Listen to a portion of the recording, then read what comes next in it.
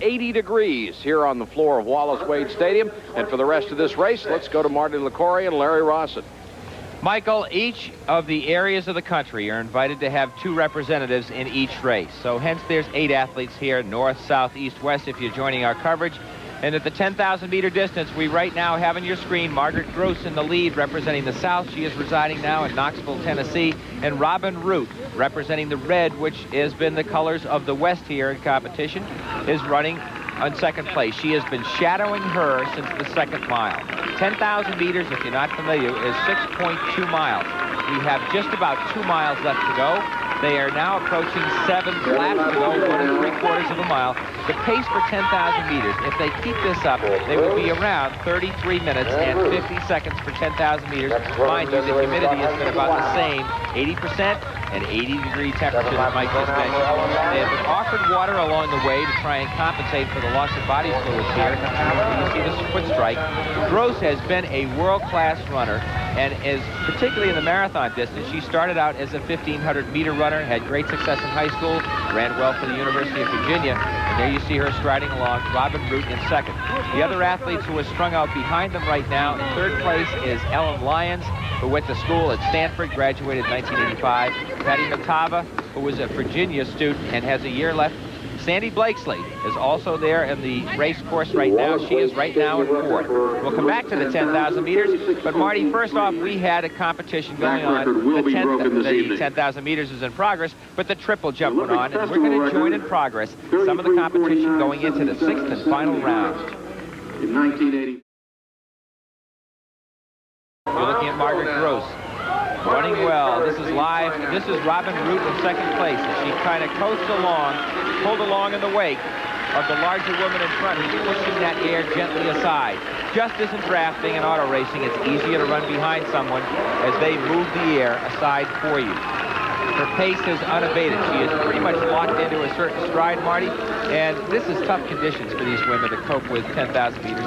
Well, we've seen close races in the distance races because of the tremendous heat. No one has wanted to go out and run fast. So as you mentioned, auto racing, a lot of the races here have been decided coming off the last turn with that last-ditch effort in the straightaway, and I think that's what's going to happen here. Margaret Groos has not been able to lose Robyn Root, as though they've been running like this for 3 miles. Robyn had led early on in the race, but once she gave up the lead, she's let Margaret take it. Margaret Groos in first, Root in second. When we return, you'll see more of the best young athletes in America.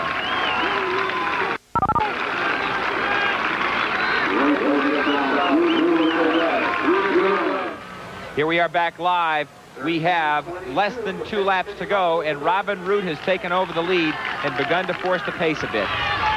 Groos trying to hold on, and as you can see, they have a lead of no one's behind them. The distance now has stretched out to about 200 meters, Marty. It is a 2-woman race here. Well, Robyn had gone out, set the early pace, but then at about 2 miles, Margaret Groos got in the lead and led for almost 4 miles until Robyn took the lead back. All that time, Margaret was running out towards the second lane, almost saying to Robyn, go ahead and pass me if you'd like. So they're both willing to let it come down to a final kick. Now they've got 500 meters to go, so they're both willing to gamble. There's a lot of heat and humidity here. They knew coming into this meet even weeks ago that there would not be a chance of running a fast time here in the South. Anything over 70 degrees and 70% humidity is not going to yield fast time. So they've been preparing for this sprint, for a tactical race for some weeks now, as Robyn Root and Margaret Groos come down to the last 65 seconds or so.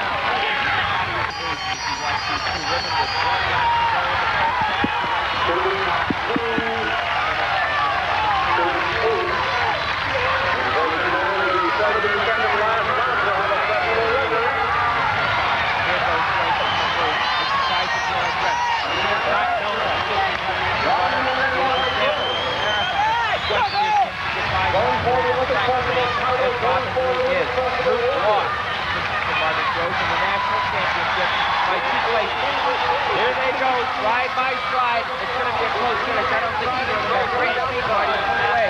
We have 200 meters left of a 6.2-mile race. There goes Root. Root holding on well. I think Root will have one more chance in the straightaway. Margaret, though, hanging on to the outer edges of the lane as if to block her. it's going to be Margaret Groos pulling wide, and Robyn Root trains in second place. Here comes Margaret Groos. The young lady was trained primarily as a track runner at 3,000 meters and 5,000 wins. At 10,000 meters, 46 seconds. Root takes second. About a second and a half. What a tough race here, and good time under the conditions. 33:46. 0.4 tenths of a second we have for Margaret Groos.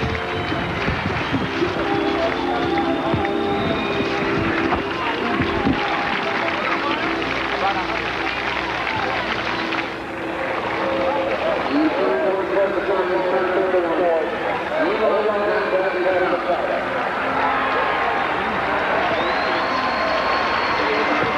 Right there, first and second.